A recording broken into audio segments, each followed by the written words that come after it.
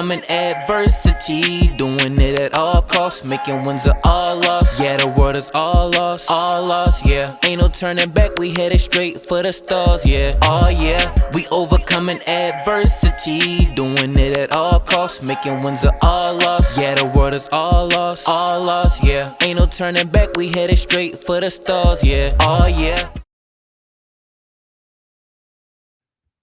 Welcome to the Overcoming Adversity podcast, where it's all about transformational growth mindset and being resilient. Before we get started, make sure you like and subscribe to the channel. I'm your host, Michael Allison. Today we have on the show a really good friend of mine. He's the CEO of Limelight Media, operating multiple businesses.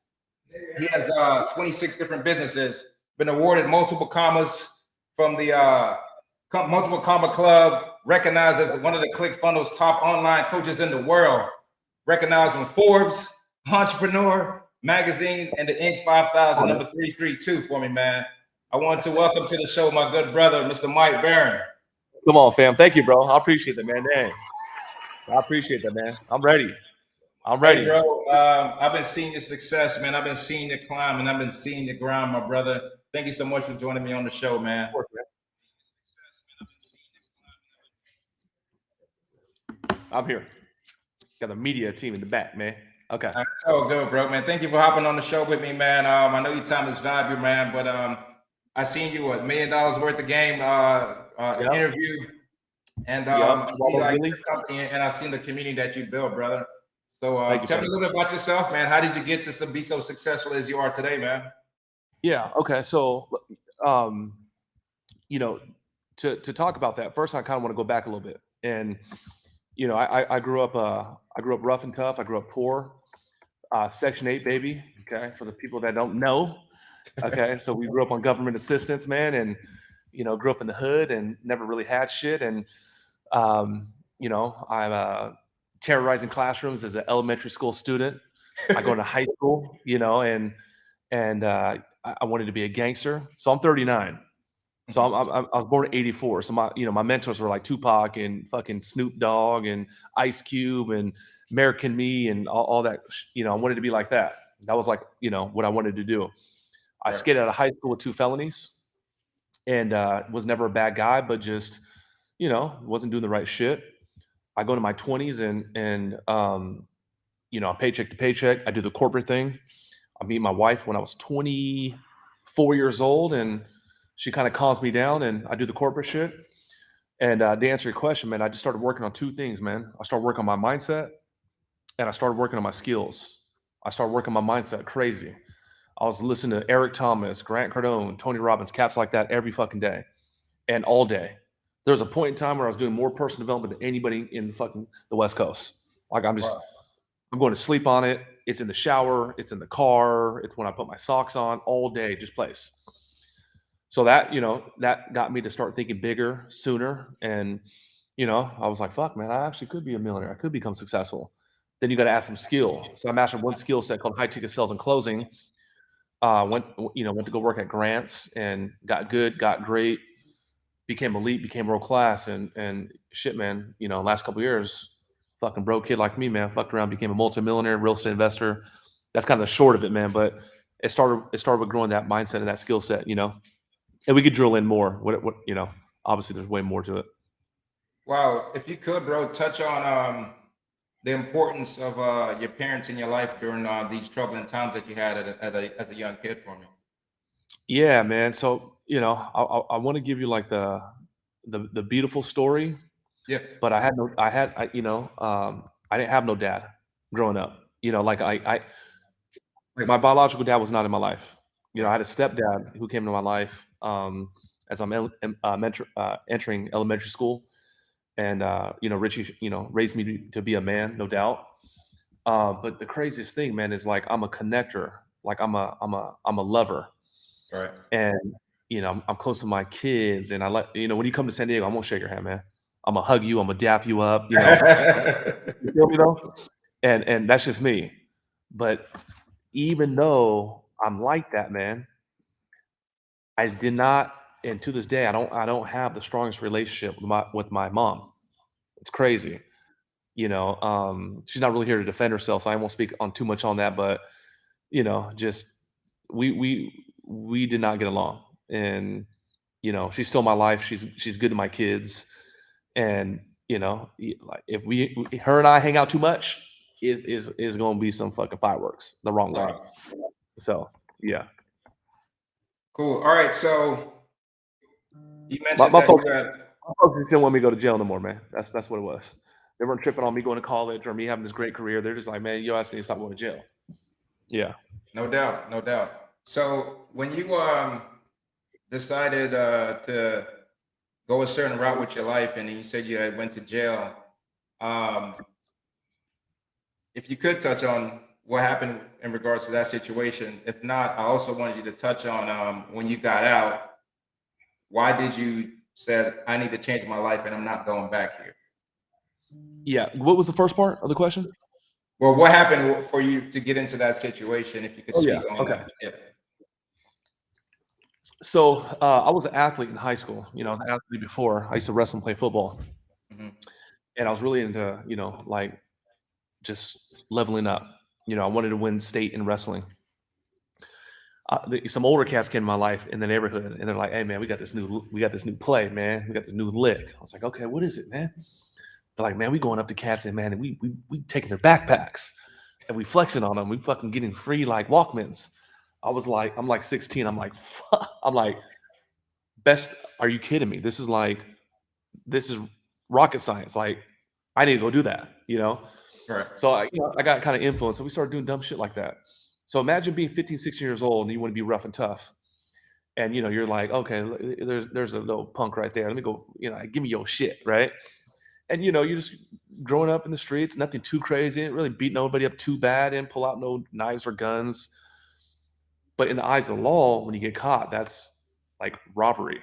Right. Those are like felons. Like your son is facing 5, 10 years as a juvenile in Wow. juvenile prison. You know what I'm saying? So, Mhm. I wasn't really into drugs, not into drugs now. We were doing like burglaries, robberies, dumb shit, man. Like it's not cool, obviously. Right. And I went there. I got the first time I was just a knucklehead kid. I got 3 felonies. I got like 3 felony charges in the first thing. The second time I was hanging out with a whole bunch of bad kids, and I remember one time they swooped me up. I'm about to be a senior in high school. They're like, "Hey man, let's bounce." It's not a good idea when you're in high school and leaving the crib at 1 o'clock in the morning talking about let's do some shit. Where the fuck are we gonna go? So we're just driving around like knuckleheads.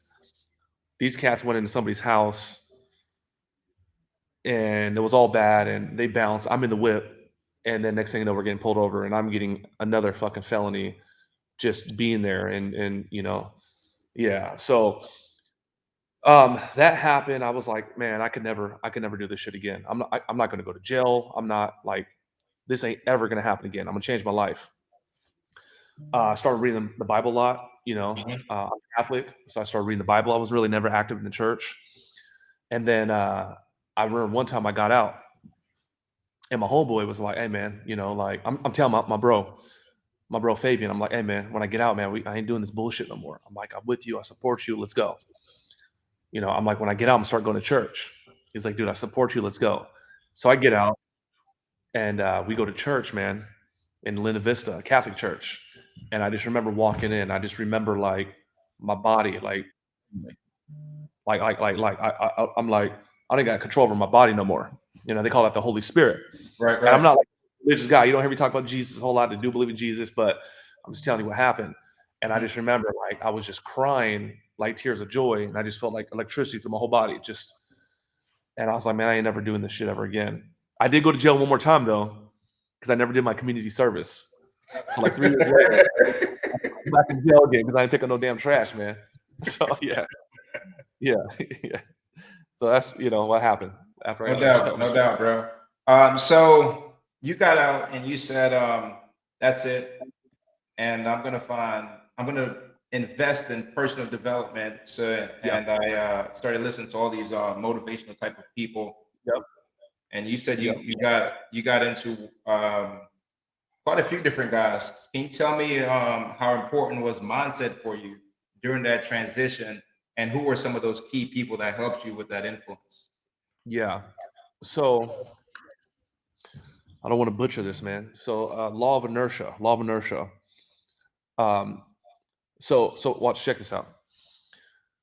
So like if we go, like if I grow up rough and tough, and my influences are people that are doing bad shit, the chances of me doing bad shit is going to be much higher.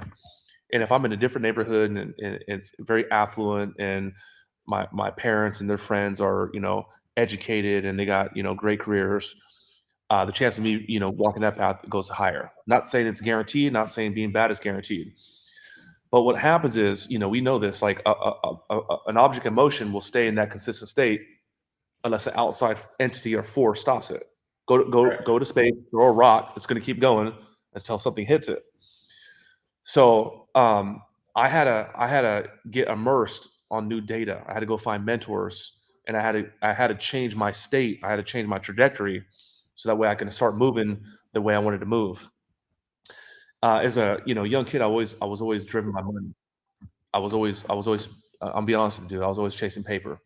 You Right. know, 4 years old, I know the tooth fairy's fake, but I know if a tooth falls out, you get some money.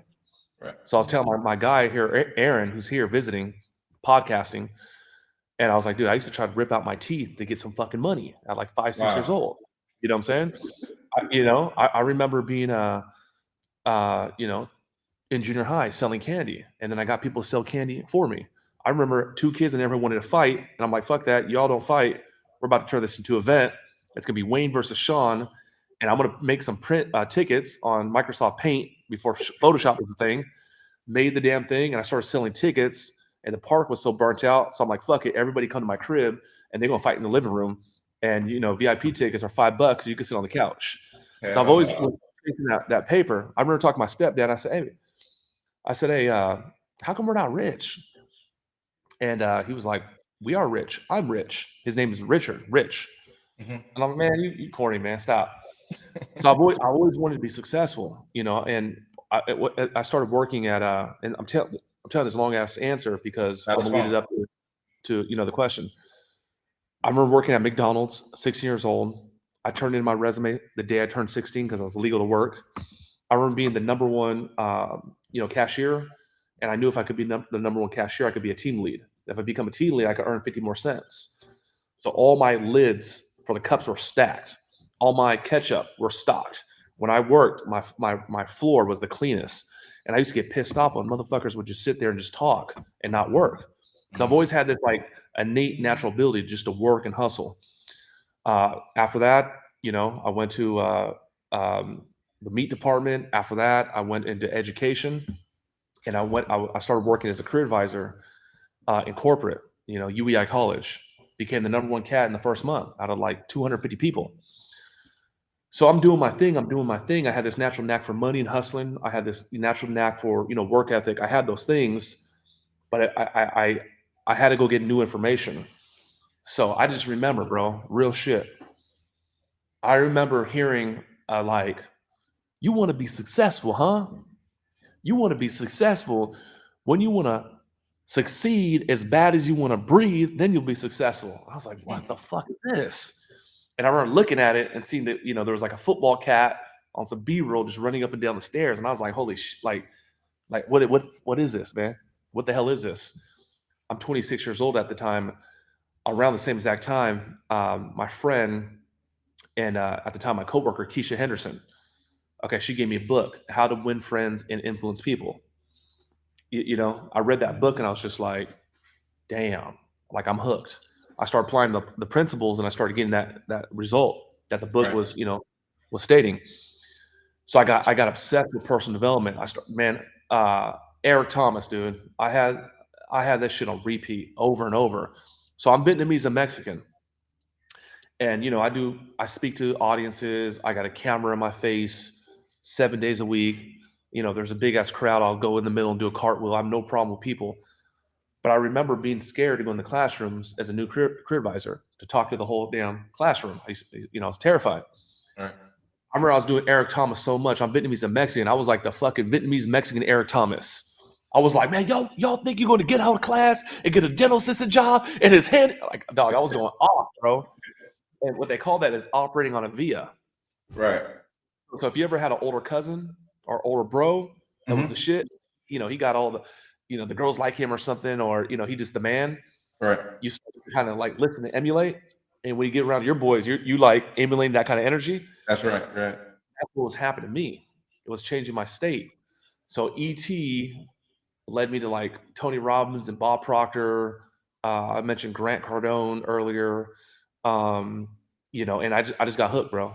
That to me, you know, my 20s, I was paycheck to paycheck.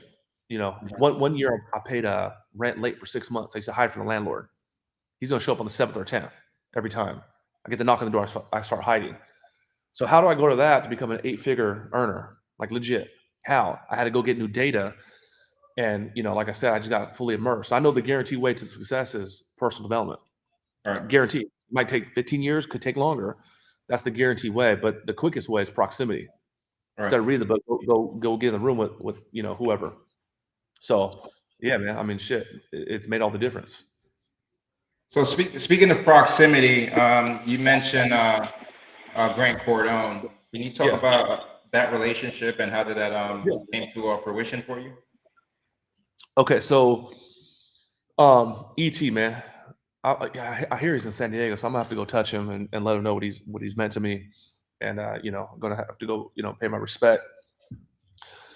When I found Grant, I liked him because I seen him on, it was Natural Geographics, and I was fucking with him before he had this big audience, and he had a series called The Turnaround King. It got canceled. He would fly into town, find these struggling businesses like a gym, and turn them around. And I remember he just had this certain swag. I was like, this guy's swag a little different. So I liked it. And the thing got cut, but I didn't know his name. I seen like 3 episodes. So I kept looking for him, the Turnaround King. And then boom, I popped up to YouTube. This dude had like, you know, over 100 videos. So the Eric Thomas shit was good because it gave me like, you know, that motivation to get up and fucking go kill and go crush and go, you know, go create. But then this cat was talking about sales. So it was like more technical, a little bit more technical. So I got hooked up on his stuff, and guess what? I'm in fucking corporate talking like a Southern white dude, like how I was doing Eric Thomas, man, crazy shit. Right. You know what I'm saying? Still me, still, you know, 100 proof, man. But that's just what happened. So I took to him, and I used to watch the podcast or his podcast, and I started calling in, and I called in. They answered the phone. I'm live. I'm on the phone watching myself live, like a 2-second delay. And he goes, you know, like, well, what happened was I was telling him, I'm like, you know, I'm in corporate, man, but I feel like these cats ain't really firing off, man. It's very conservative, and you know, like I don't want to do too much. I'm gonna be intimidating people. And he's like, man, you need to get in the right vehicle. You need to get into a vehicle that could channel that energy, not like you got to turn yourself down. I was like, okay. He said, hey, man, when are you gonna jump in a plane and come to Miami and come rock with us? In his words, I was like, what? What I gotta do? He's like, dude, when we get off, talk to the VP, talk to Jared. I was like, what'd I do? He's like, call the office. I called him on a Thursday. I was in fucking Miami in the office on Tuesday. Okay.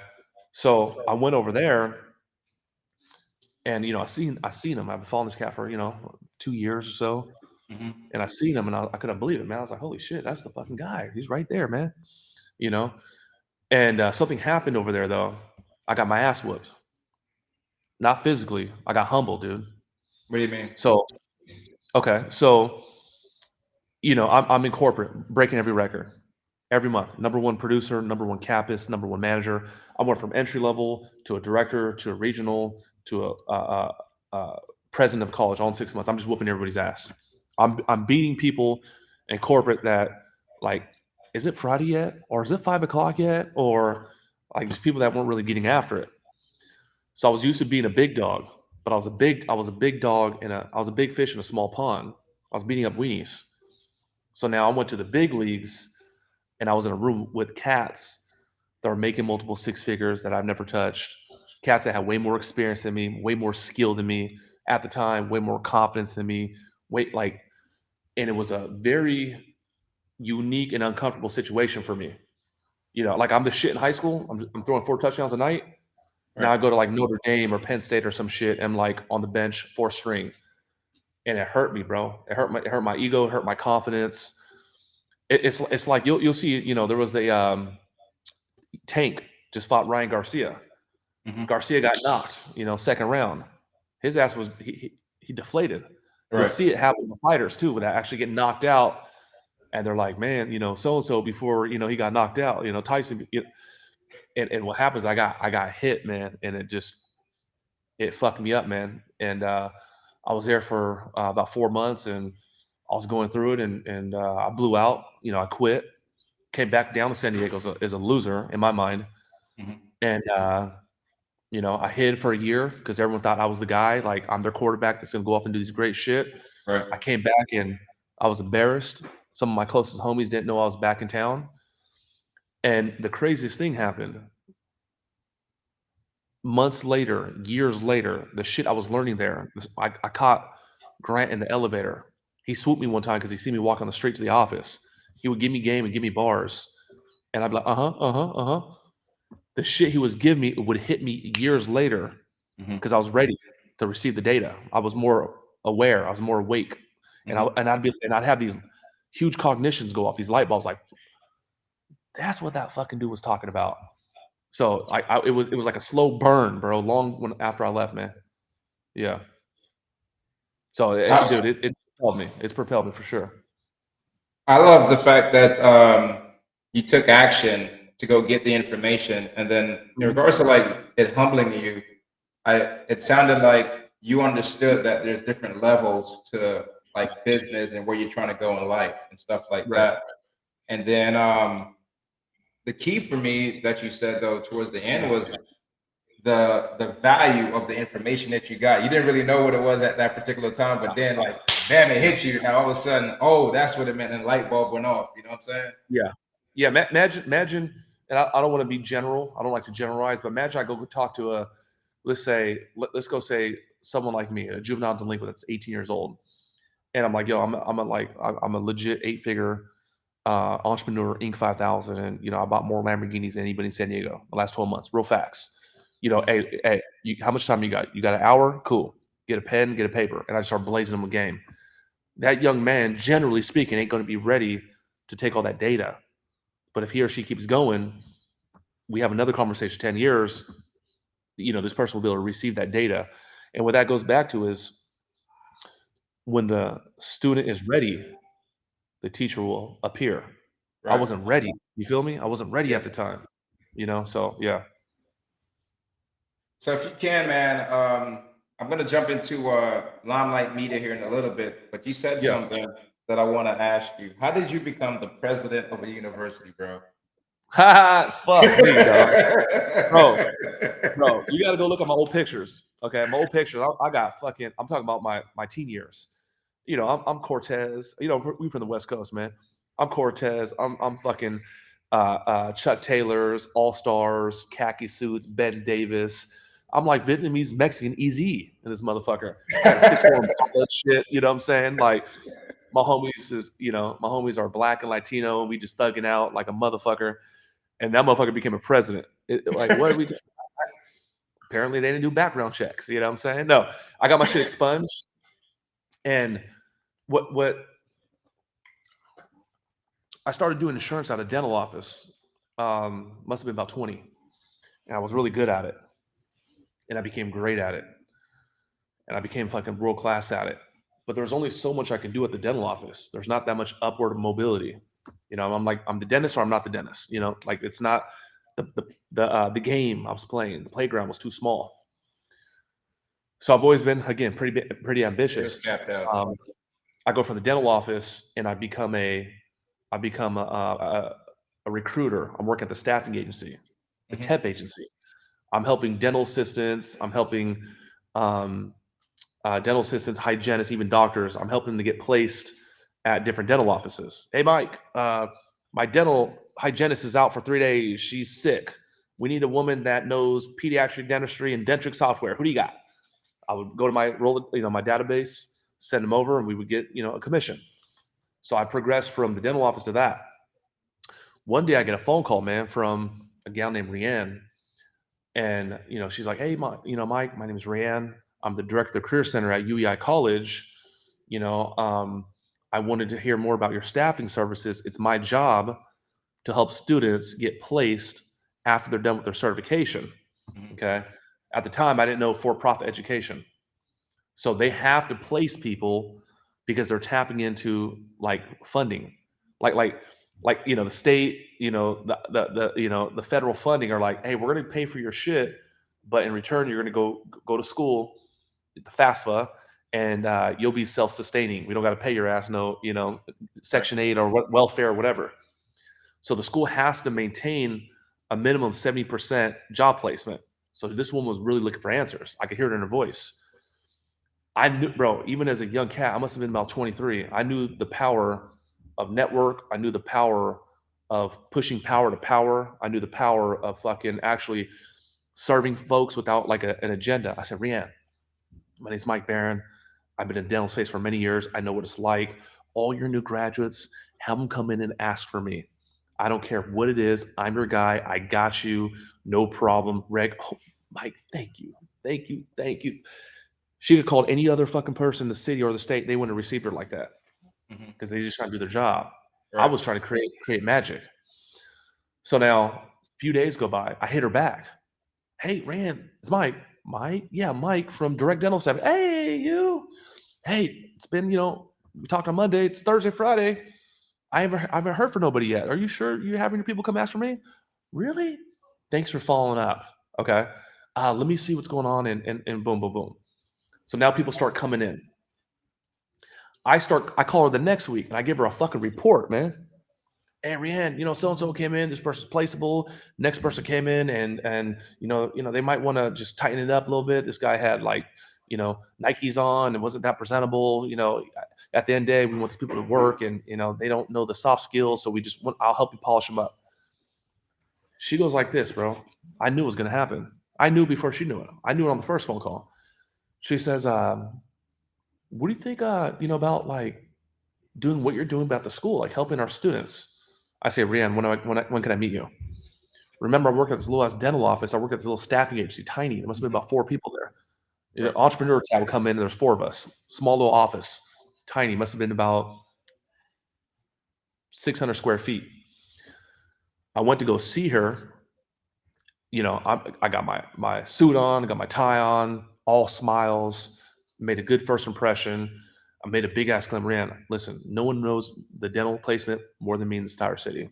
Okay. I'm passionate about helping people. I want to come here, shake your hand, but if there's an opportunity for me to help you and get this thing to where it needs to be, I'm your guy. Whatever you need, I'll make it happen. So that happened. I knew magic was happening. And then I applied. I filled out an application. I applied. And then, I went through the process with her. So I'm driving down. My wife's about to have her first baby. Okay. And I'm working at this dental office, no insurance, no nothing. I get the phone call, Rihanna. I pull over the fucking whip. I'm in downtown. I was like, holy shit, my life's about to change. Why? Because I know those motherfuckers got 401k. I know they got medical benefits, dental benefits. I know that. I knew there was a big playground for me. If I become the top advisor, I could be a director. If I become a director, I could become a regional. If I become a regional, I could become a president. I knew the shit because I researched it. I seen all the positions at UEI College. I pulled over and she's like, Mike, you said I won't be disappointed, right? This is something I told her when I seen her in person. I said, yep. I'm fucking damn near trembling. She's like, congratulations. You are the newest career advisor at UEI College of San Diego.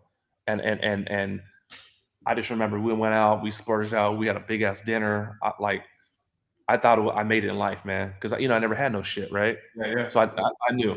So to answer the question, man, first month, I'm the top person, 18 campuses, 250 people, number 1. I still got the email showing me number 1 printed out. That's how passionate I'm about that in my office right now. And I knew if I could be number 1, I could become a director. I did that. I knew if I could become the number 1 director, I could become a regional where I help other campuses.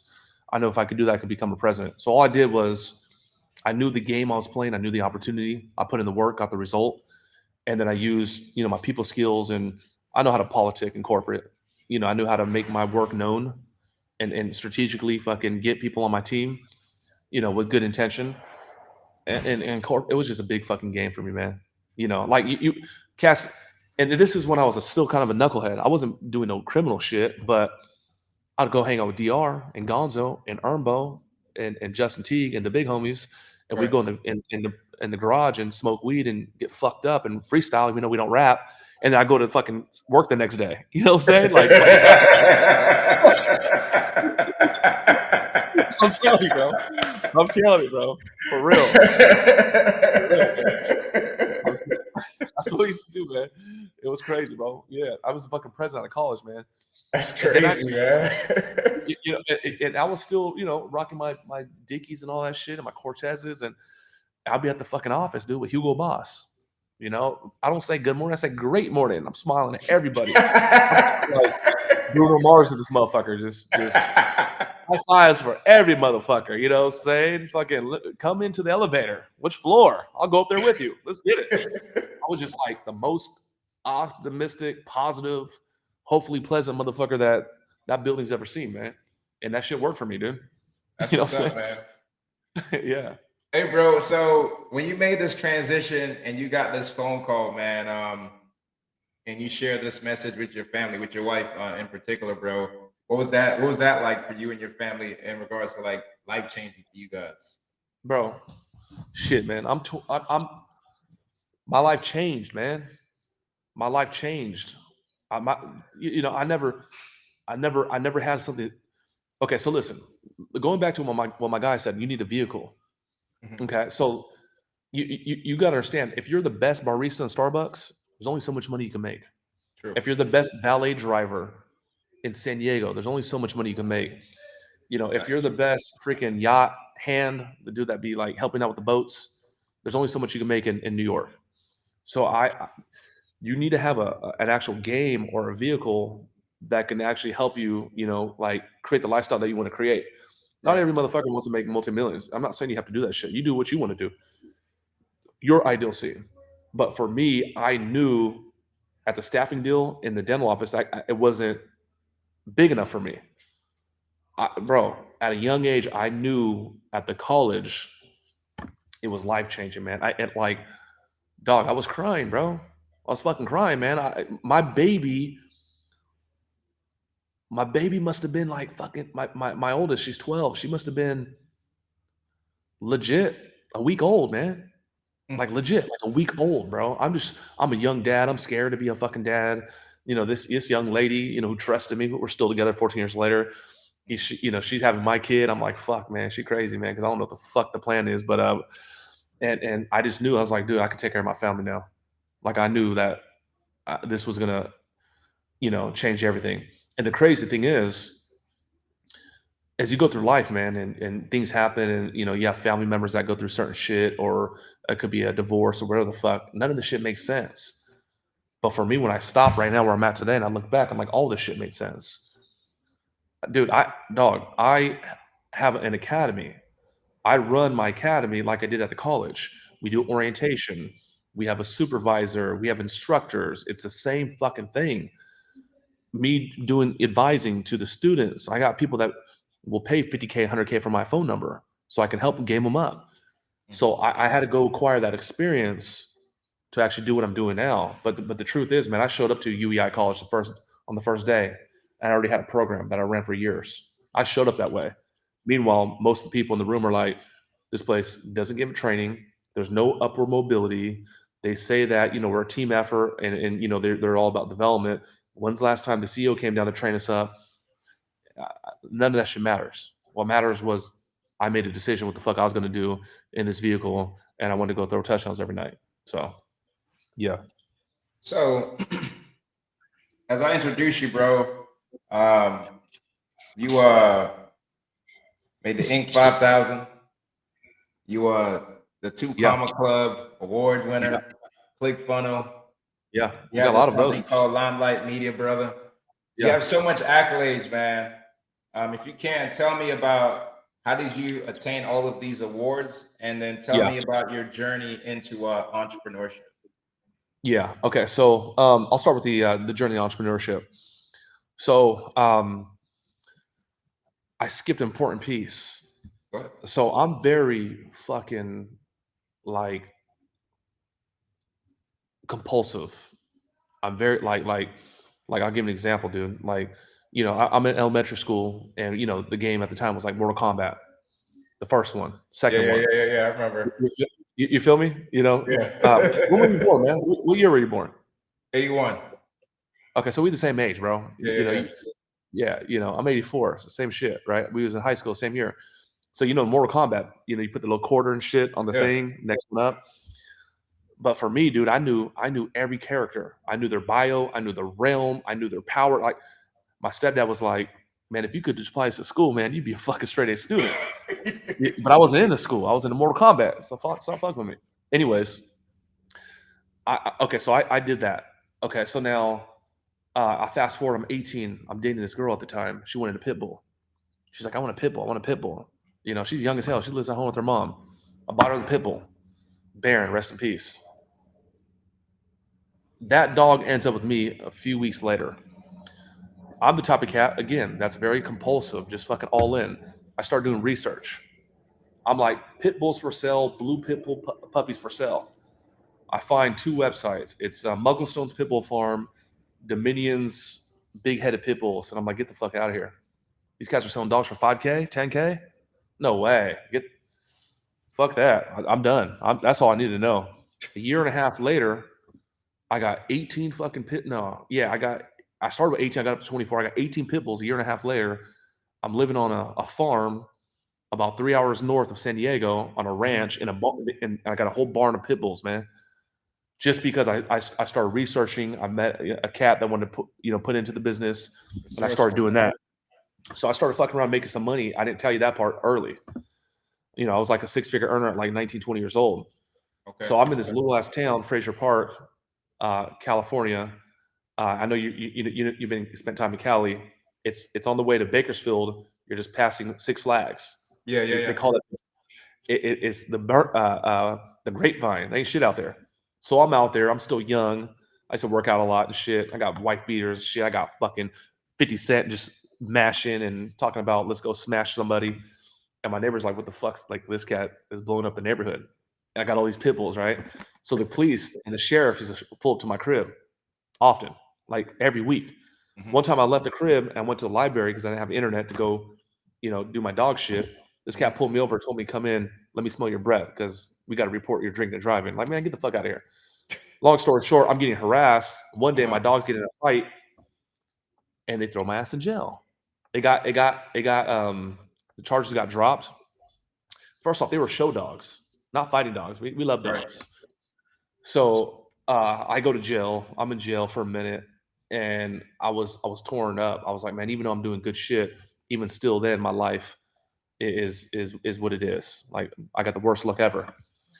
So now that happened. I come back to San Diego. I got to go place all my dogs. Business goes away. And then I go to do the dental shit. That's what happened. So I was building websites at the time. So now you fast forward to 2014. I always told my wife, it's 2010, 2011, 2012, 2013. I'm like, I'm going to start a business. I'm going to start a business. I'm going to start a marketing company. I build websites. There was like unfinished business. I touched a little success. I touched a little bit of my own money. And now you fucking fast forward almost a decade, 8 years. So I become a president.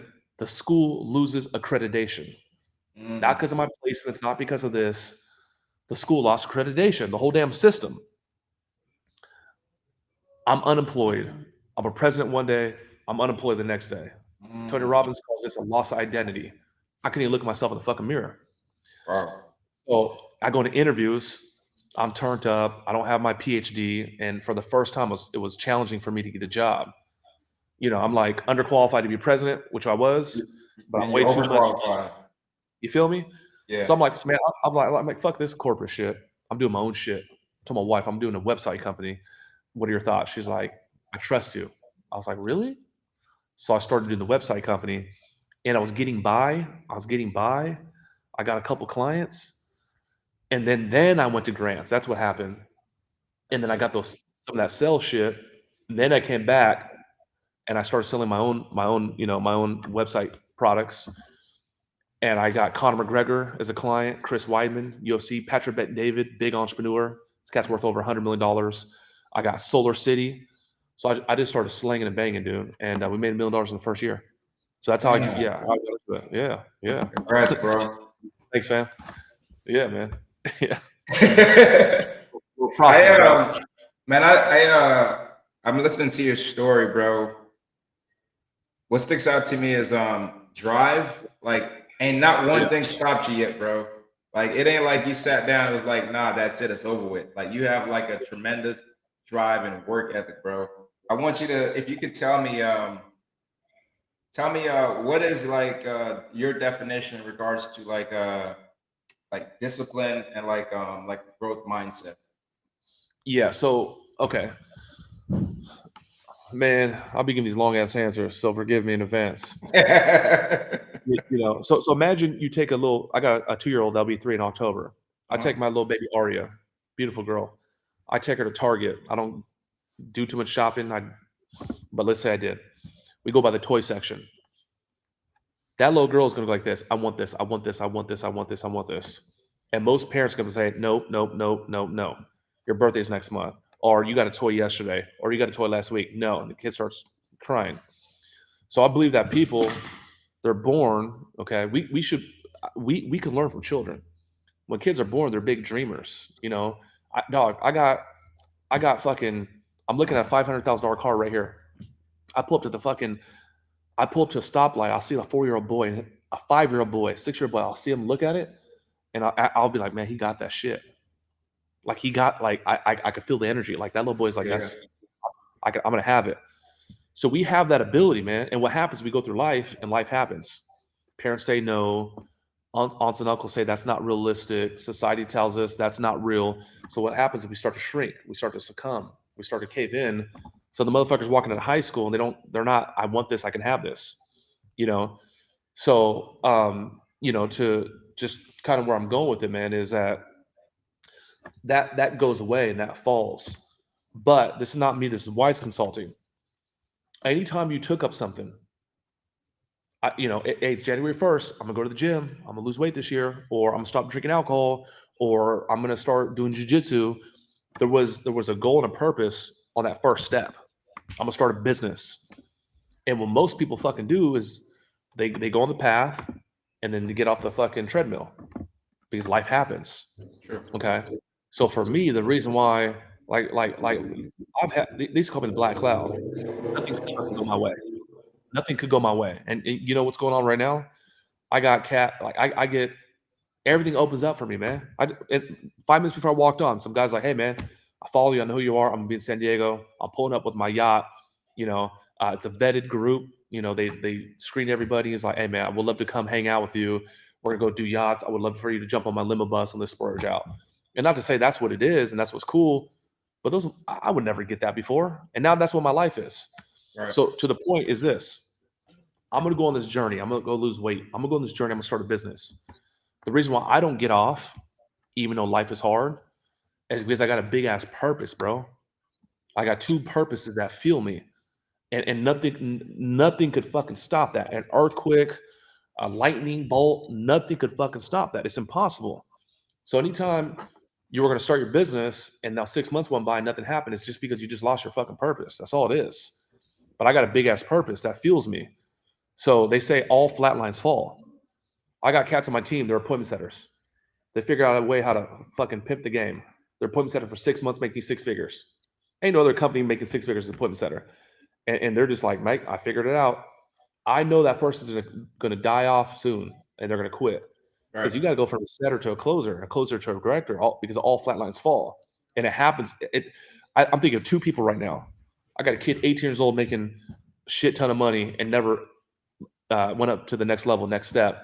And then he goes away. What's the point? He's not on purpose. He's on money. So my purpose, I got 2 purposes, man. What's the purpose? I got 2 main ones, I should say. One of my purposes is to help those often left behind. To help those often left behind. I'm a cat from the other side of the train tracks, man. Like all data shows I should not be doing what I'm doing, right? Right.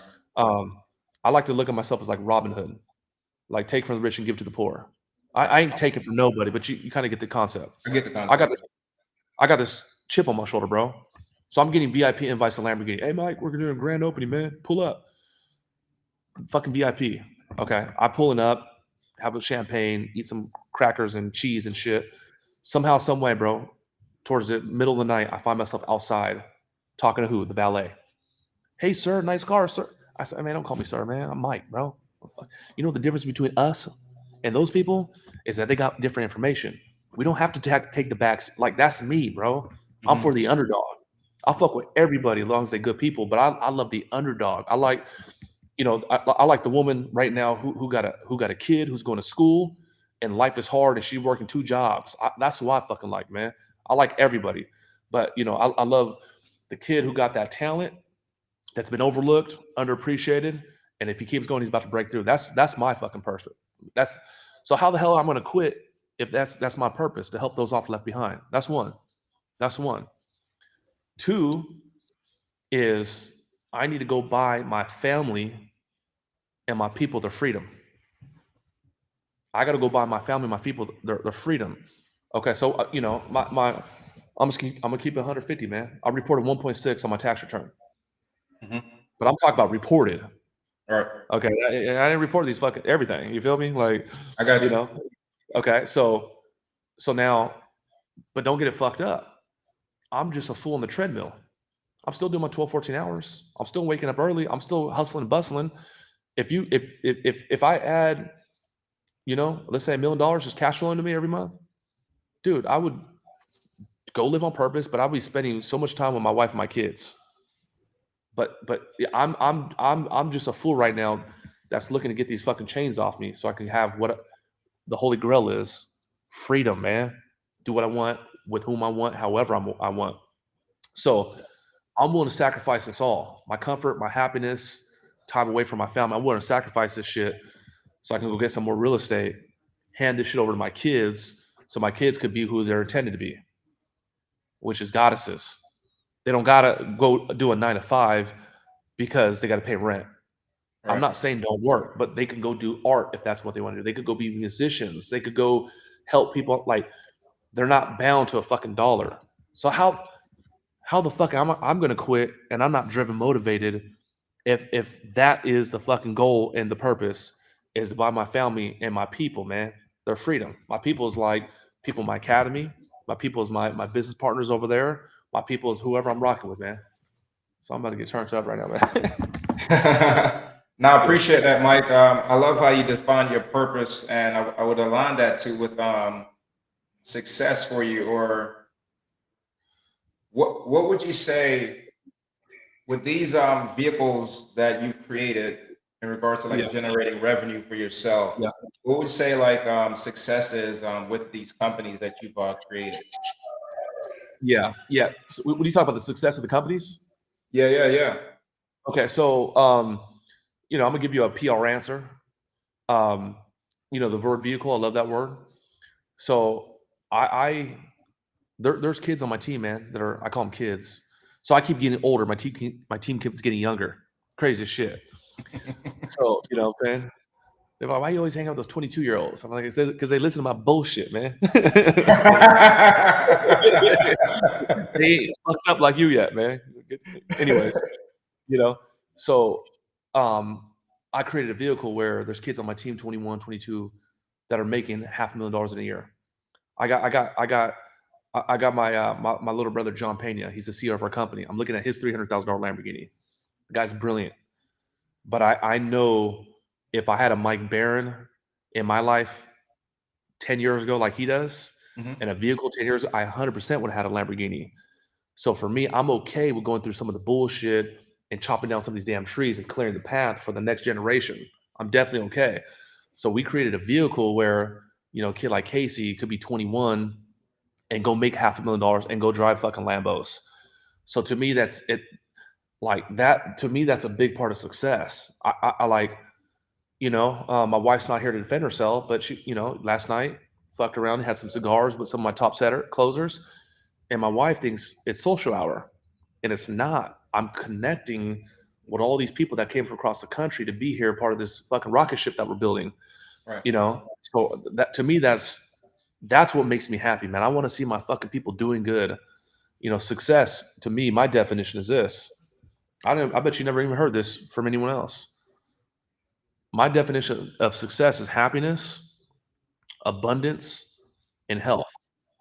Happiness. You gotta be happy. Motherfuckers making millions is sad as fuck. That's not cool. Abundance. What's abundance? Abundance definitely could mean paper, but abundance could also mean a great relationship with your spouse. It could also be. It could also mean opportunities, doors open, and health. Health is one of those fucking things you don't really trip on until it's a situation. So that's one big thing is creating this opportunity for all these people. And then we want to talk about success of the company, bro. We talk about Inc. I've won some of the biggest awards on the internet. 2 Comma Club after 2 Comma Club after 2 Comma Club, 2 Comma Club X. Forbes put me on a feature. Inc. 5000 is featuring me. I'm on Entrepreneur Magazine, and we do over 8 figures, annually. That's kind of a big deal. So yeah, we out here printing paper, man, helping folks. What's up, man? I hear that you are mentoring a lot of younger people to the younger generation, and Yeah. I want to know if you could share with our audience, what advice would you give anyone that's listening right now that is struggling to overcome the adversities that you face in your life, bro? What kind of gems would you share with them from your level of success where you've attained right now? Yeah. Okay. I'm gonna answer that in 2 minutes. So when I was young, 17, 18, started going to the gym and shit, Mhm. I was waiting for like a big homie to come that was super successful that I could identify with. I was waiting for like an OG that made it out the hood to pull up to the fucking gym with a Lambo and be like, "Hey man, you cool as hell, man. You want to come through and shoot the shit and learn about business?" I was waiting for that motherfucker. Not only was I waiting, I was looking for his ass. I had a vision that an OG was gonna pull up, bro. I'm not talking about a corporate cat, a cat that I could identify with was gonna be like, "Hey man, I like your vibe, I like your energy, man. Let me introduce you to some people, man. You want to go check out my yacht? Like, let's hang, man. Like you want to. And I would work my way in and become a vice president or some shit. That motherfucker never came, bro. So I had to go find mentors online. Right. So I knew when I started making it, I knew I was going to be that cat for so many people. You go look at my audience, bro. It's those often left fucking behind. Okay, so that's why a lot of why I'm doing what I'm doing. Okay, but now to the younger audience, and this is to anybody really, but especially for the younger audience, the one fucking thing that the one of the main things I did that changed my life, I started thinking big. I'm gonna give you just a simple bar to all you young motherfuckers that want to fucking grab a bag, help a lot of folks, live that lifestyle, rock lambs, rock fucking rollies, etc. Think bigger, sooner. Think bigger, sooner. Watch this. I'm 16. All I want to do is get a car, because if I get a car, I can drive my homies around. We can go talk to girls. So I'm like, I'm gonna be the number one McDonald's guy. Then I go to the meat department. I'm gonna be the number one meat department because I could get $25 an hour. And then I'm going into the dental shit. I'm like, I'm gonna be the number one dental person. And then I go into the corporate. And I'm like, I'm gonna be the number one advisor, number one. I maxed out all of my fucking jobs. I was the man in all of them. But if I started telling myself I'm gonna be a multi-millionaire at fucking 16, I would have been that much more ahead because I hit the roof at all of them. Example, I'm in corporate. I set a goal when I got in corporate. I said, shit, man, when I'm a 56-year-old man, my fucking career goal is to become a president of college. Who would have known what happened when I was fucking in my late 20s or my mid 20s in 3 years? So I already hit the goal that I was thinking about to obtain in 20 years from now. So I was thinking too small. I'm gonna say I'm gonna be a millionaire. So I got some new shit. If we're talking about money, I got a whole big purpose. I'm gonna go help folks in Africa and all this shit. But let's talk about money though. My new shit I committed to in recent time, last 6 months, writing this shit down to my goals. I'm a billionaire. I'm a billionaire. I'm a billionaire. I'm a billionaire. I was scared of that goal because I know what that means. Once I say it out of my mouth, and now I got to go do it. Yeah, do it. Like I'm being recorded right now. Like, so think bigger sooner, man. That's what it was. Stop fucking eating dirt. Stop taking the back seat. Stop settling. Think bigger sooner. That's what I tell them. So I always talk to people that I come in contact with about I hear that conversation a lot. And I always tie that to limiting beliefs and imposter Yep. syndrome. Yes. And I wanted to, if you could give me your version of how people could remove limiting beliefs and imposter syndrome. Shit. Damn. Okay. First, let's talk about what a limiting belief is. Okay, a limiting belief is something that enables you often, shit, not often, all the time. It's something that's not true. Right. You know, well, I want to start a business, but you know what they say, you have to have money to make money. That's a limiting belief. You know, I would, I had big dreams too, but I just don't have the network like so and so's family's network. That's a limiting belief. Mhm. Okay, and what that really is, it's a counter intention.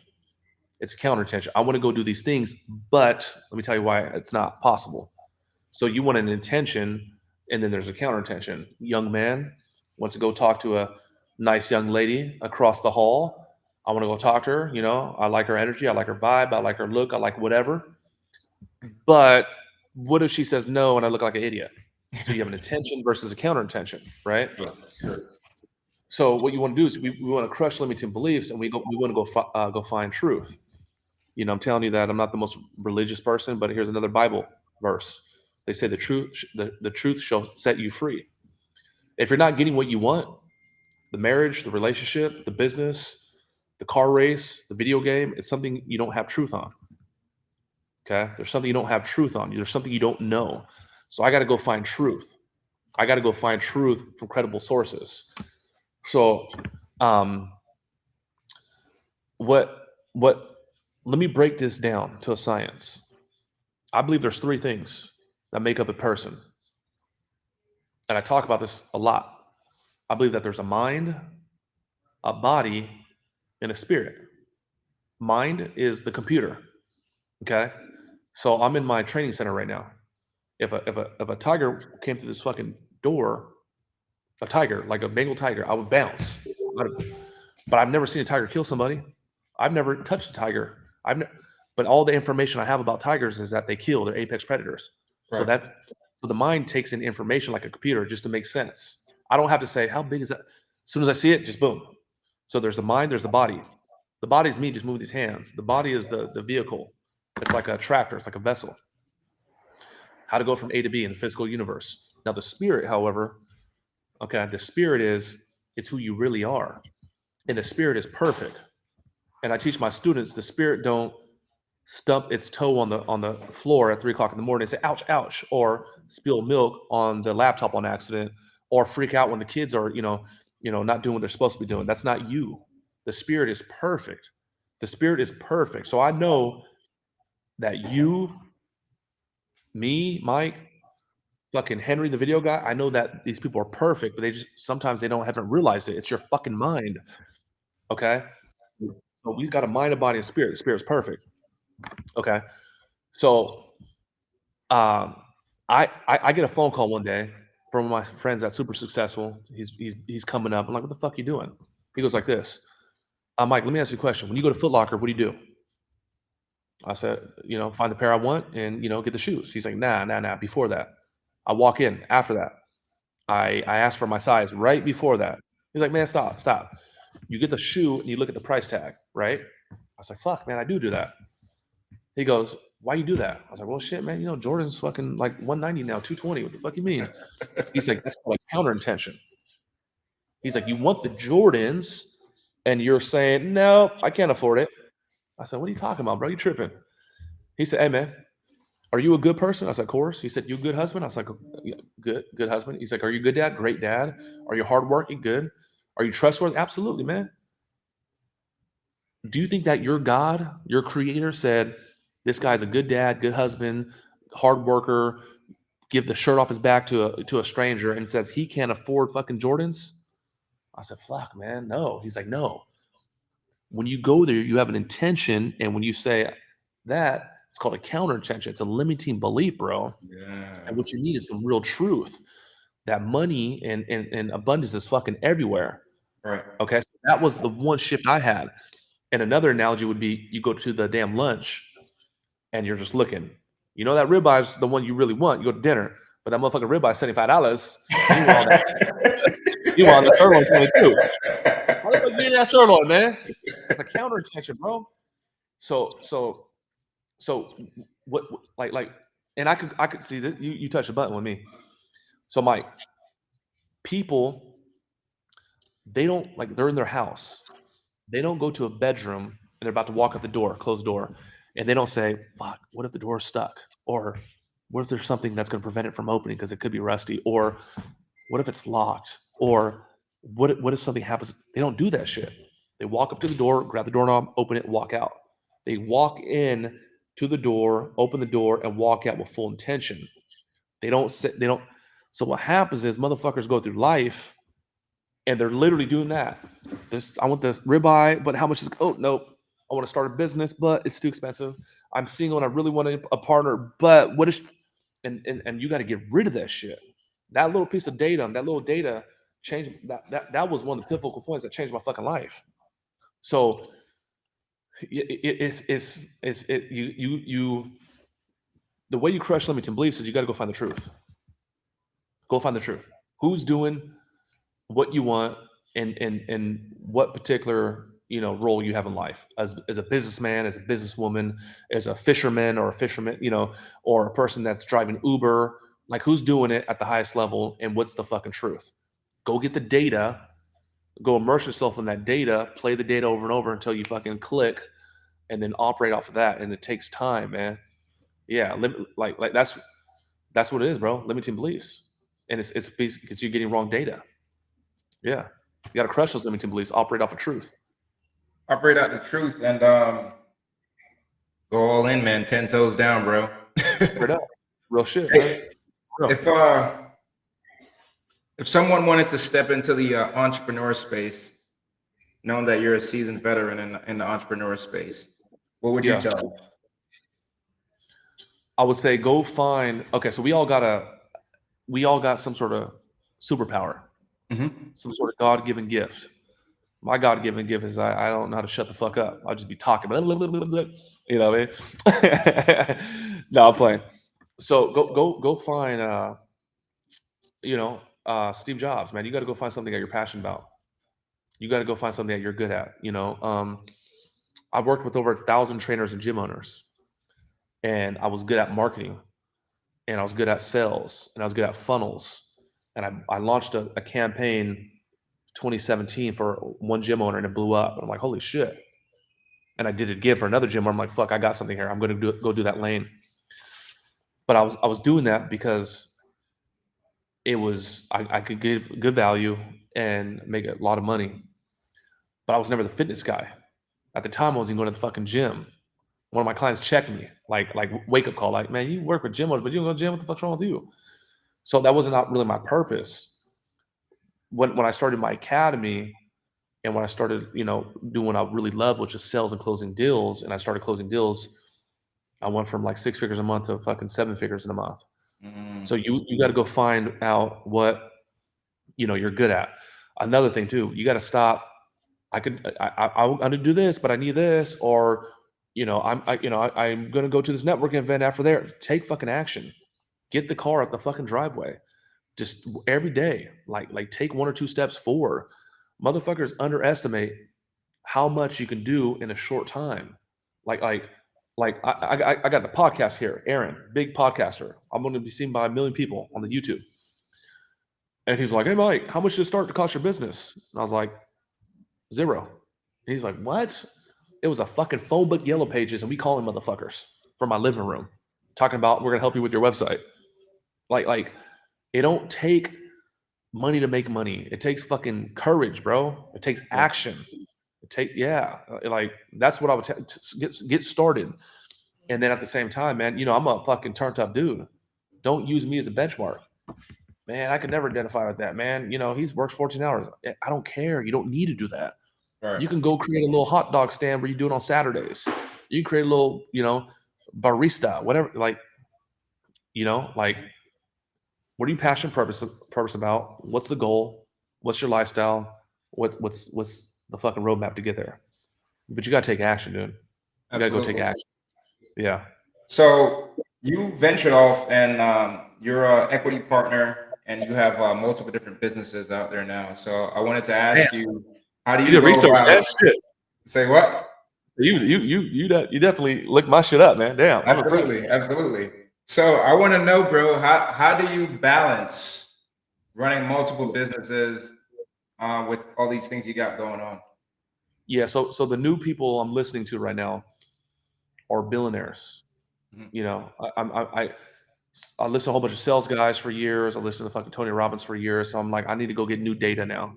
I need to go get data from billionaires, their audiobooks, if I'm gonna go off and do this shit. So there's a guy I'm following right now. His name is Tillman Fertitta. Mhm. He's the most financially successful restaurateur. So he makes more money than anybody in the restaurant space. He also owns the Houston Rockets. Tillman Fertitta. He's also cousins to the Fertitta brothers, which blew up the UFC. Anyways, this cat owns over 600 restaurants. This cat, Joe's Crab Shack, Bubba Gum Shrimp, a whole bunch of big names. Um, and he owns the Houston Rockets, and he put a bid on the Washington Redskins. I know they don't call them the Redskins no more. Right. Okay, so like if that motherfucker could do it, I could definitely run my little ass businesses, no problem. Okay, but here's the magic though. You could watch this. Here's a bar. Here's a fucking bar. You could do anything, but you can't do everything. You could do anything, but you can't do everything. Okay. So I'm at my facility. There's about 20 guys over there in the boiler room right now. Okay. There's social media people right here. There's a CEO in the back. I could do anything, but I can't do everything. So what I got to do is I got to go recruit real talent, retain real talent. I got to develop fucking leaders. And then I got to be so on point and work on myself where I can't have for 1 second the CEO saying, man, this motherfucker lazy now. We about to do what they call a mutiny. We're going to chop his head off, throw him over the fucking, vessel. So I can't for 1 second let these motherfuckers think that I'm slipping. So I got to keep going so that way I can be like a cornerstone or a baseline for some of these cats. So I have partners, bro. I have partners. Like right, I just took possession of a gym Mhm. last month, $100,000 gym. I'm 40% partner in that shit, and it's in Phoenix, Arizona. I'm in San Diego. You know, so yeah, I got a whole story on that. It's called the Journey of the Entrepreneur. So yeah, we can talk Nice. about that. Yeah. Can you tell me, when it comes to going into these different business ventures and things like that, how do you manage, or I guess assess like risk assessment for you when it's going into like big time deals, big time acquisitions in business? Okay. First thing I got to go by is the energy and the vibe. Okay, I got a bar, man. So I'll watch fucking a Netflix documentary on Michael Jordan, The Last Dance. Mhm. I'll go watch, the Defiant Ones, Jimmy Iovine, Dr. Dre. I'm not watching this shit like everyone else for entertainment. I'm watching this shit to get the game. How does Michael Jordan think and operate? How does Dr. Dre, like one of the biggest, not the biggest influences in rap, hip hop? How does he think that creatively? So they're interviewing his ex wife, and she goes, Dr. Dre is a creature of feel and have a vibe. She's like, if Dre ain't feeling it, if the vibe's not right, he don't touch it. Mm. So Rihanna could walk in, and if he ain't feeling it, he ain't gonna be able to create that magic. The vibe's not there. And it's not to say he's an egotistical motherfucker where ever got to bow down. It's a mutual thing, the vibe. So when I heard that, I was like, damn, that's how I've been moving my whole life. But now I got science behind it. Now I got Dre behind it. Now I can make sense of it. So I go off of my vibe, bro. That's where I start. If the vibe don't feel good, I don't fuck with it. I'm not tripping on the money. I don't fuck with it. The first date I went on with my wife, I felt like I've known her my whole life. It was magnets. We were just, the vibration. Okay. We got a guy here named Henry, video guy. We have an incredible vibe. I'm not, so as I'm going to these business ventures and creating, new partnerships and leveraging, I start with the vibe. Okay, check. That's good. And then I'll do my due diligence. Okay, let me see the numbers. No, fuck all that. Let me see bank statements. Okay, let me see, P&Ls, profit and loss. Okay, good. Let me go through my little process of who's on the team, who's not on the team, what's the condition of these person. Let me go do a little walkthrough. Let me see what it is. Okay, good. Everything feels good. Everything looks good. Okay, cool, man. Here's an offer. Here's what I need. Yeah, so that's what I do. And then I got an executive team too. I run everything by John Pena. He's Nice. he's our CEO. So this motherfucker will be with me forever. Yeah.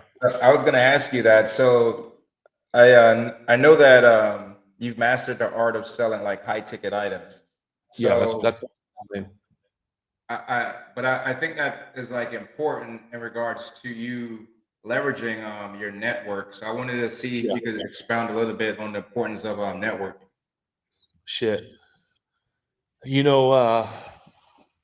It's crazy, man.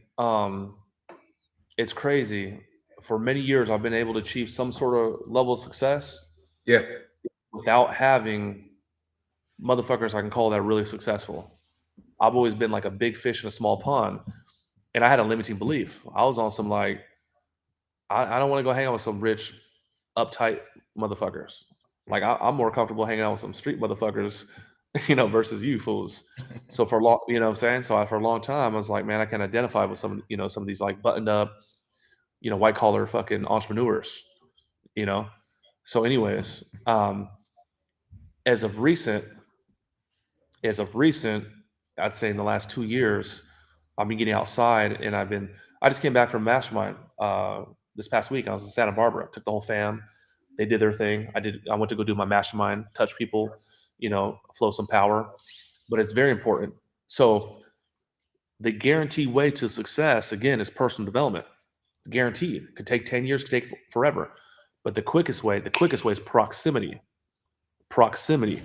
So I'm reading books by fucking Grant. When I went to go see the guy and get the game in person, I could actually touch his shoulder. The frequency is totally different. Totally different. So that's why it's very important to get in the room. I've been in Atlanta. There's so many young entrepreneurs that are creating big shit. I'll go over there and I'll level up. And these are with my peers. I got a guy down the street, man. This guy's done, north of $200 million in a year. And he found me on the internet. He thought he told me to my face. He said, I want to know. I said, why you invite me here, man? Why you a big dog like you want to fuck around me? You got 2 mansions, same zip code, man. You did 200 million. What the fuck you want from me? And he goes, I seen your clothes and the way you talk. I want to know if you're an actor or if you're a businessman. I was just really intrigued by you, the whole presentation. Mm-hmm. And then we do our meeting. And I was like, what'd you find out? He's like, man, you're an actor and a fucking businessman. He's talking about like I'm animated, whatever character. Right. But I'll go fuck around and meet him. And after I meet him, I will level up from a coffee hangout for 30 minutes versus weeks and months of personal development. Proximity, bro, is power. It is very important to have a network. It's very important to be able to call on people. It's very important that people be able to call you on you. So you see me on the Wallow and Gilly joint, the $1 million worth of game, Right. and Wallow got a cold ass bar. Wallow's talking about, he says, give value to value or devalue. Give value to value or devalue. Okay, so what that means is, like, if I'm here just to take, and if I'm here just to see what I get, it's not going to work. Okay, I gotta be able to give value. So like we get off here now, you my bro. Now you my brother now.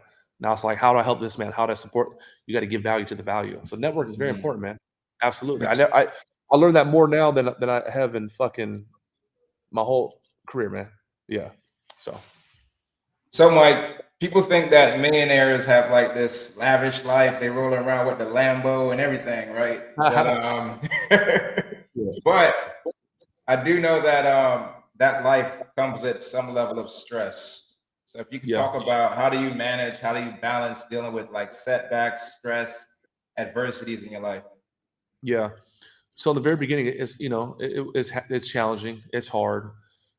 Imagine, let's say I got north of 80 people on my team.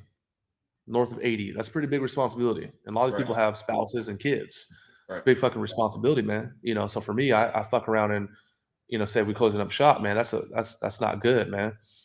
Um, but I've worked on my mindset so much, bro. Failure doesn't even register. What if doesn't register. Can we do it doesn't register. All I do, I'm at the point in my life, man, that all I do is make a decision and it's done. We're gonna fucking become billionaires. What up, Mario?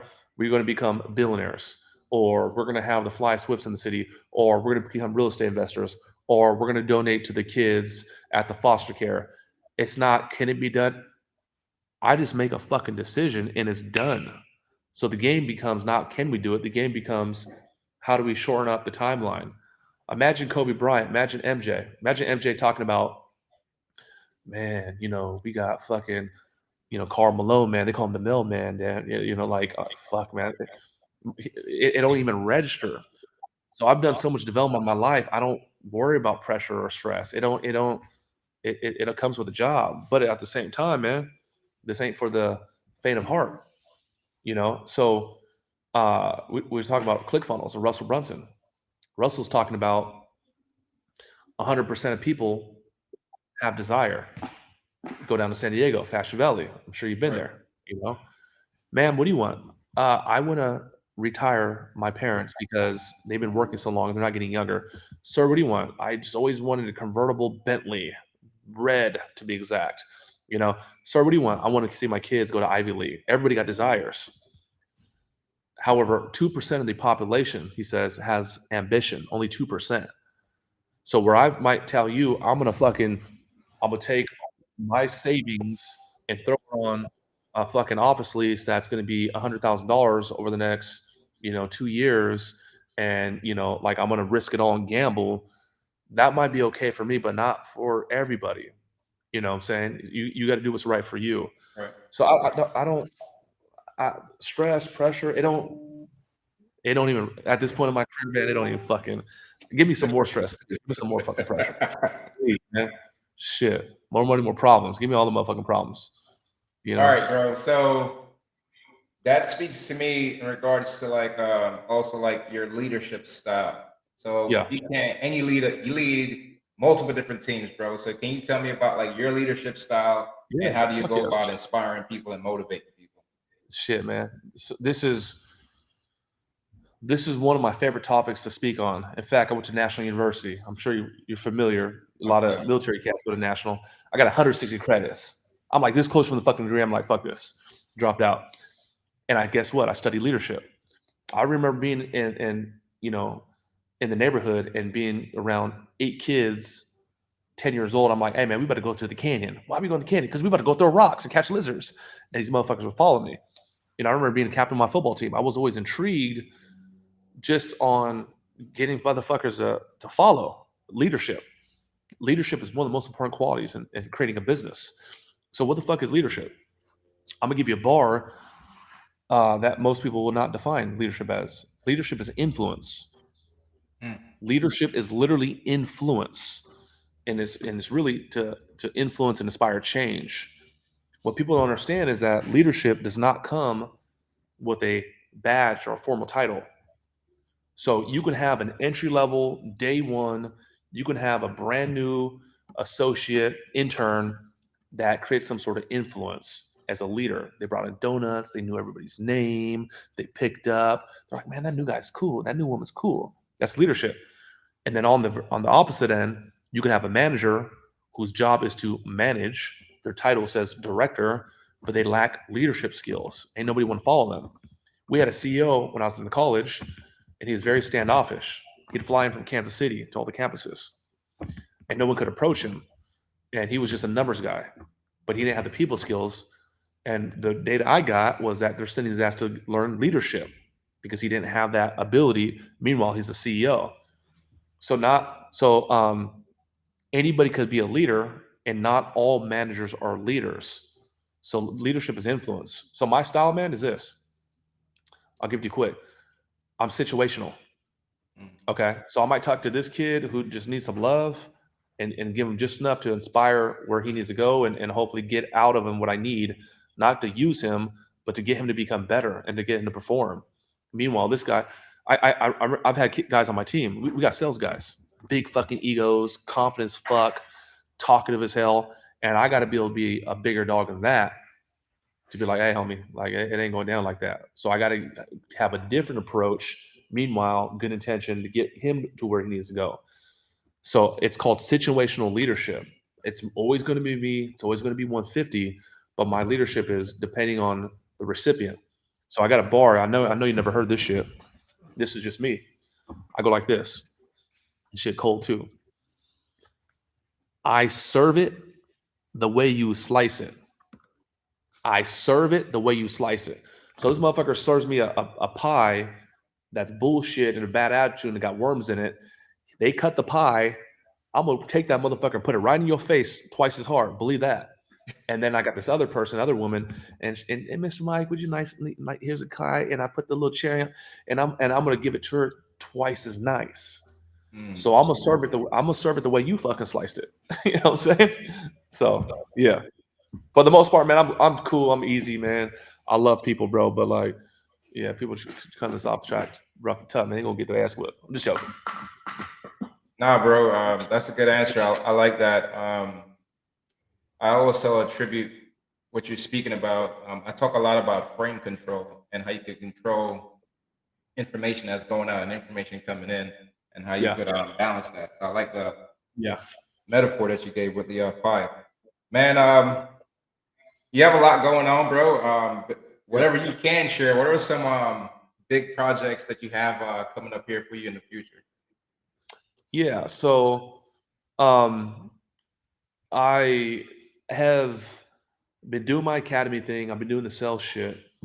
And the next thing I want to do is I not want to do what I'm doing now is I'm actually like acquiring businesses, Mhm. and I'm getting like my processes and my systems, and I'm downloading those to different industries. One's like an auto business, another one's like a fitness business, another one's like a beauty business. So real quick, it's called the Journey of the Entrepreneur. So everybody watching right now, they're like, man, I want to come up like that ugly motherfucker did it. I can do it. They're talking about me. Okay. First thing you want to do is it's a 5-step process. First thing you want to do is you want to skill up. Everybody want to get paper, but they don't got the skills. So you got to acquire a high ticket skill set. Doctor, lawyer, attorney, dentist, engineer, Mike Barron, closer. You have to acquire a high ticket skill set. You have to have the skills to pay the bills. Okay. I got the skill set. That's called skill up. Step number 2 is called startup. Shit, I got that skill. Let me go apply this new acquired skill set. I'm a dentist. Let me fix some teeth. I'm a closer. Let me go close some deals. Uh, skill up, startup. So we got skill up, we got startup. Okay, my man, what up, Mario? We got skill up, startup. Now, number 3 is called scale up. Okay, that's Robert Kiyosaki. You can do anything, but you can't do everything. Mike learned how to sell. Mike done close some deals. Now let me go fucking teach people my process systems, procedures. Let me teach my HR team how I hire. Let me go teach my funnel builders how I build it because I need to replace myself. Okay, skill up, start, scale up. Number 4, skill up, startup, scale up. This is called sell up. Sell up. Now, this is where I wanted to answer your question because I'm between sell up and the ultimate entrepreneur. So sell up goes back to I could do anything, but I can't do everything. So now let's say I done made millions of dollars. I got access, resources. I got fucking a Rolodex. I need to go find other entrepreneurs that are driven, creative, they're going to lead up front. And then I can tap into some of my resources, which is money, which is I got a big ass fucking team to do your funnels and your ads. I got salespeople. You got to go do all the fucking work. I'm going to give you 2 hours a week. Okay. And then now we become equity partners. You'll be, majority owner. I'll just take a little piece. And that's all that is Shark Tank. How the fuck is Mark doing all these companies? Damn it, you feel me?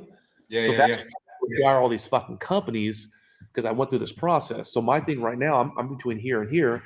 So acquire companies, use my resources. You go do the work, but then I'm gonna guide you and guarantee if you fuck with me and you actually do what I ask, and it's not what I say, we're gonna agree on it.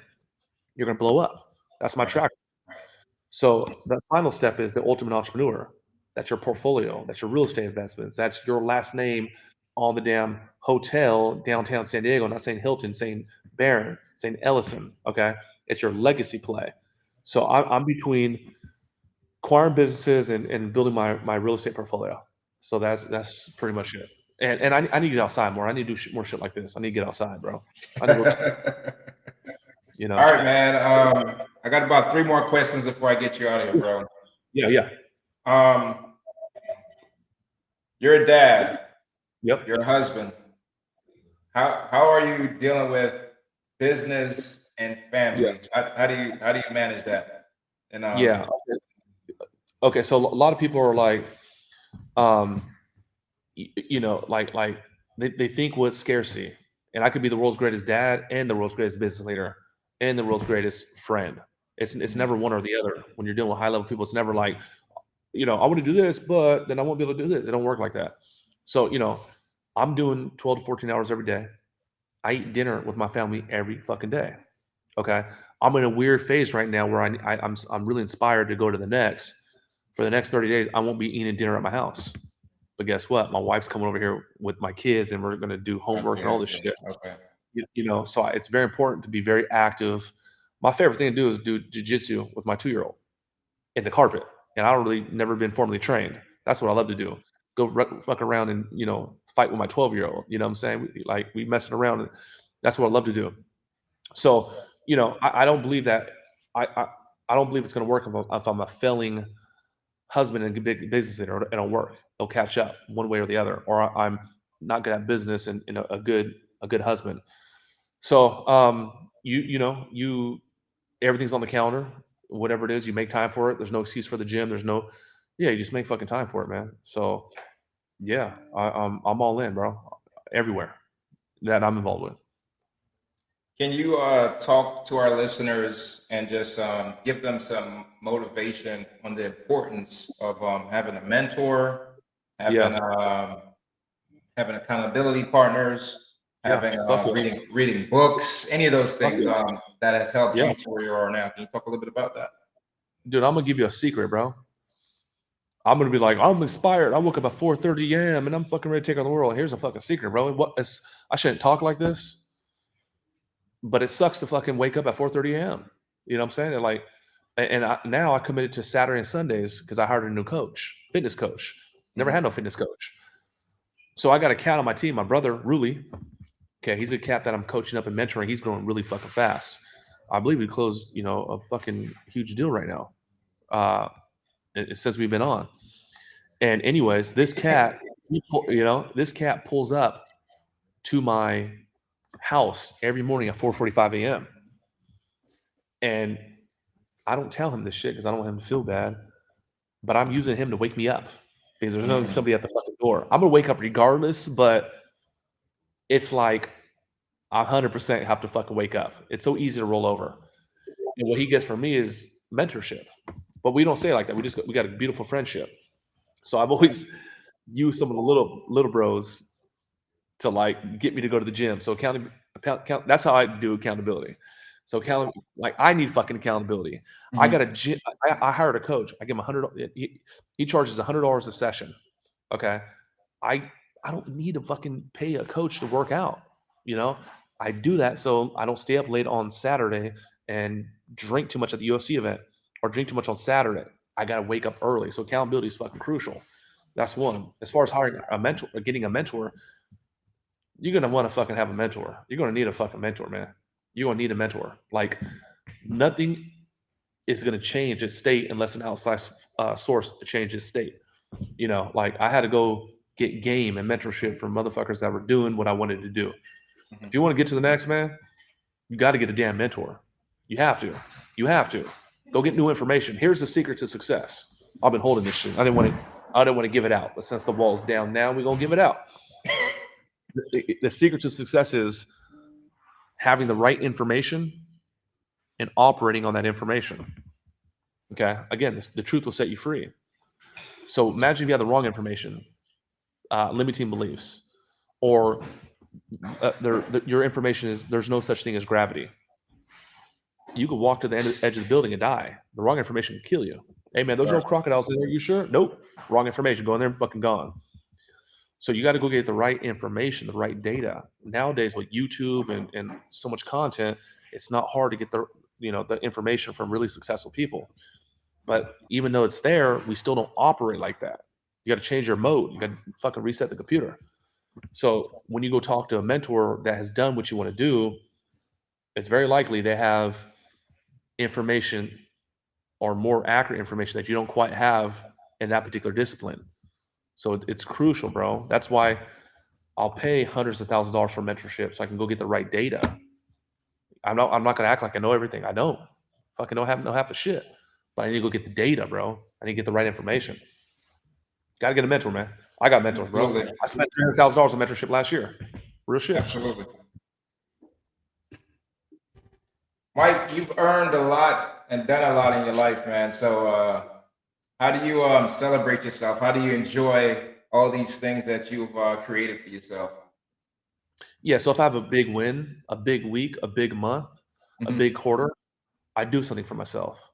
And it don't gotta be, like a brand new rollie or no shit or a brand new whip.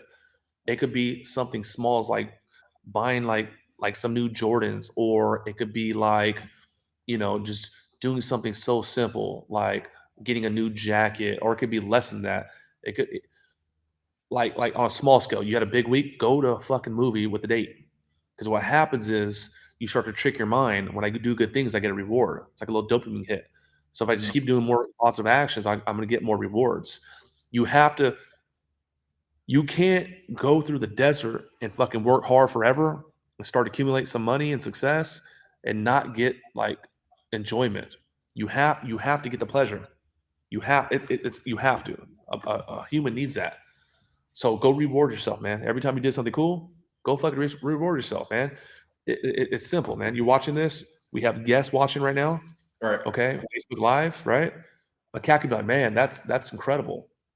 That's change. That's growth. Go have a fucking steak dinner, dude. Go reward yourself. Go spend $20. Fuck it. Absolutely, man. Nothing better than a steak dinner, bro. You feel me? Hey, Yep, real man. shit. So, Mike, you come from situations with your parents that didn't start off so great. Yeah, You've been in the system, out of the system.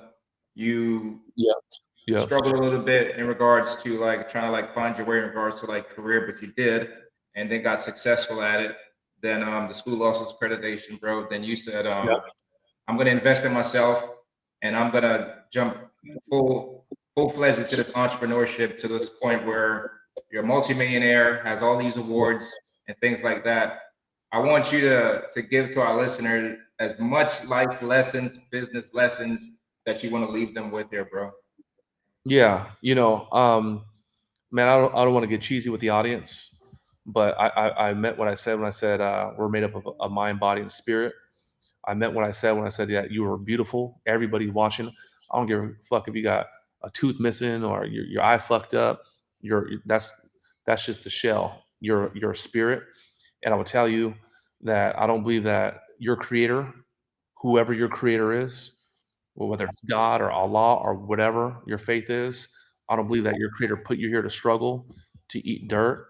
Um, and once you start realizing that you do good shit, you're a good person, and once you start realizing that you're fucking deserving, the whole world will change. Okay, so there's two things that you want to do if you want to start achieving, like let's say financial success, is you want to work on your awareness, aka your mindset, aka fucking your thoughts. Okay, you want to go start downloading information from credible sources. You can go start what I did, Eric Thomas. You can go look me up on YouTube, Mike Barron. There's gonna be cats that watch and say, man, I could vibe with this cat. You want to go get some of my information and start, like the Dr. Dre thing. Go get the information to raise up your awareness and your skills, or excuse me, your awareness, your mindset, and then you're gonna have to add some skill. You have to have the skills to pay the bills. So whatever you're passionate about, go find out who's doing it at the highest level, go learn and go apply it and go take action. Okay. I know that every now and then in a generation, the one will come. The fucking one will come. Like Neo in the Matrix, the one. Right? So like I don't believe I'm Vietnamese Mexican descent. I don't believe my great grandparents were really well off, or our family wouldn't struggled and had all this bullshit. I would bet my fucking both my arms and both my legs that my great great grandkids are gonna be like, wow, great daddy was a motherfucker. Look at what we created and look at what we actually been able to do with it and take it even further. So there's the one that comes that changes everything, the trajectory of everything. We know the name Trump, but like love him or hate him, but I don't know the name Trump 600 years ago. So there was the one, like Dr. Dre's family. I don't believe Snoop's family. I don't believe Snoop's family was successful. In fact, we know they weren't. So every now and then in a generation, the one will come. I know for my family, I'm the fucking one. I'm not saying there's not going to be other ones. I'm not saying that I'm better than anyone before me, but I was given a gift with a little bit of smarts, a lot of fucking horsepower. I got a V16, a lot of love in my heart, and I'll be an imbecile. I'll be a fool to not go apply that. It would be a disgrace to my creator. So I know anybody that's watching this right now, bro. These are people that are looking for answers. The Right. crackhead ain't watching this shit right now. These are people that are reaching up. The tweaker Right. ain't watching this shit right now. It's a motherfucker that want to grow and scale their business, or that's already grown and scaling and want to go more. You're the fucking one. And once you start to realize you're the fucking one and start loving yourself and you work on your mindset and your skill set, the rest is fucking history. And then after you go do what you got to do, fuck just thinking about you and your family, go help the community. Go help those in need. Go help fucking people in Africa. Go help people in Belize. Take on a bigger responsibility. That's where the billionaires play. Is they're shifting mankind. So I would just say, hit me up if you learn something. Tag me. Whoever's watching this shit, man, I give them free mentorship for a month. I ain't tripping, bro. It's my give back right now. Just hit me up on IG, the Mike Barron, man, and get after it, man. And I got a slogan, man. I say, see you at the top. So all the killers out there, man, all the hustlers, all the good fucking people getting after it, man. Go get that shit, man. I'll see you at the top. So that's what I got to say. Appreciate that, Mike. I was actually gonna ask you to drop, man. If anybody want to work with Mike, anybody want to get in contact with Mike, Yep. they can reach him at all of his credentials that he just listed, bro. Man, Mike, thank you, brother, for jumping on this podcast with me, man. I'm actually gonna open up the floor one more time, bro. So I want to give you the floor is yours, bro. If you want to tell anybody how to work with you, how to get in contact with you, if there's some more gem that you want to give out, I'm gonna give the floor to you for one last time, bro. Yeah. So I didn't really go deep on what I actually do today. So what I do is I do high ticket sales and closing. All right. So right now, everybody watching knows what the hell I'm about to say. You go to Instagram, Facebook, or YouTube, or social media, and the guru cat will pop up. Hey, stop scrolling. You want to live life on purpose? I'm Tony Robbins. Watch the fucking web class, and I'll show you how to do it. And then they opt in, they buy some shit. So what I do is I hook up with the world's top coaches, mentors, people that have high ticket offers, good offers. And I'm like, hey, listen, you guys got something good going? I'm fucking world class, elite, best in the business at sales and closing. I do this shit at the highest level. Okay. I don't want nothing. I want to close your deals. What's the catch? Ain't no catch. Okay. So I close their deals and I earn commission. Okay. And then they got to go do the delivery and all the work and all the fulfillment. Okay. So I've been able to create so that's what I do. And now I have sales teams that go out and do that shit for some of the biggest coaches. It's cool because I'm able to network and connect with, creators, influencers, high level people. So that's cool. And then I'm also able to flex my skills and my passion, which is what? Sales and closing. So I basically have created a staffing agency in this blue ocean new market. It's just a staffing agency. And they got people like Tony Robbins, like, what the fuck is this? This is different. Okay, whatever, for this industry. So I do that. It's cool, man. I've also trained thousands of people of how to do it. I have students that are 7-figure earners, 8-figure earners. I got people on my team that they're doing really well for themselves. And like if you want to see what it is and what I'm doing, just hit me up on IG. Okay, you can go to MikeBarron.com, but hit me up on IG or TikTok. IG's I'm a little bit more active there. My team handles my TikTok. Hit me up, send me a DM, just be like, yo, Mike, I found you on the podcast, Overcoming Adversity podcast, and I'll give them fucking mentorship for 30 days. And yeah, I learned one thing: how to sell and close deals, and I became the man at it, and that's what drove me. So, yeah. I love it, bro. Love it. Man, thank you so much, brother, for being here on the podcast, man. You made this an absolute masterclass podcast interview for me, man. So I totally enjoyed it. Hopefully, I wish you nothing but success in life. I wish you nothing but blessings in life, my friend. Thank you for being a part of the podcast, my friend. Thank you. Appreciate y'all. All right, guys. Peace. This podcast is going to air weekly. So until next time, I got my friend Mike Barron. I'm Michael Allison. Peace. Mike, one last. Can't complain at all. Couple dollars in my pocket, no income and go. Been working on my body, getting healthier. Thank God for clarity.